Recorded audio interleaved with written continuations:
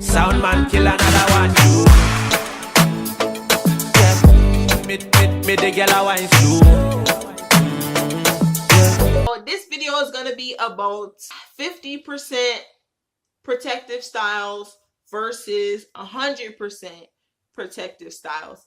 That's pretty much just like when you have your ends covered and everything is tucked in, but your hair is still exposed, versus something like this where none of your natural hair is seen at all. They're both really good for you, but to get it more further into the topic, stay tuned and continue to watch the video, and do not forget to subscribe and hit the notification bell so you can get alerts every time I upload new content. When you do a half protective style, your hair is protected, like it's tucked.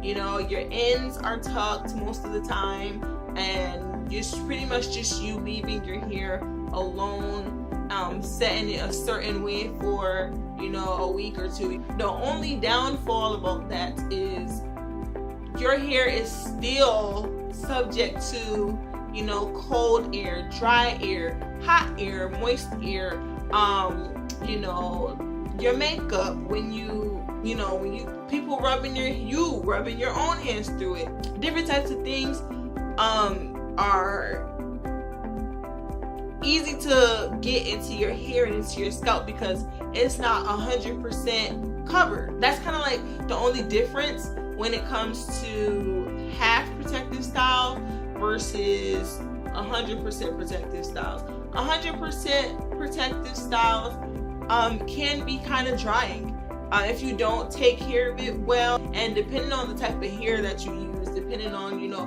what it is that you put in your head. I feel that the 50% protective styles are a little bit more easier when it comes to moisture, just because it's all your hair. You can get to it easier, you can get to it quicker. The moisture is in there, and it's like that. When you have a protective style like this, you can't get to every strand the way that you can if your hair isn't covered by, you know, extensions or weave or whatever the case may be.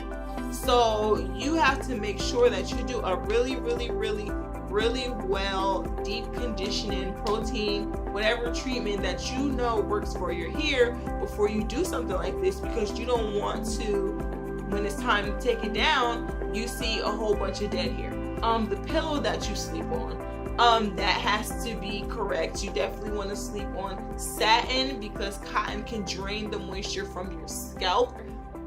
When it comes to protective styling and your hair is completely covered, it doesn't matter what you sleep on. It doesn't matter how much you go outside. It doesn't matter where your hair is, because it's being covered, it's being tucked, it's hidden. Just like this, you can only see my scalp, and that's so easy to maintain because all you have to do is spritz a little bit of water, or, you know, a water-based leave-in and some oil, and you're fine.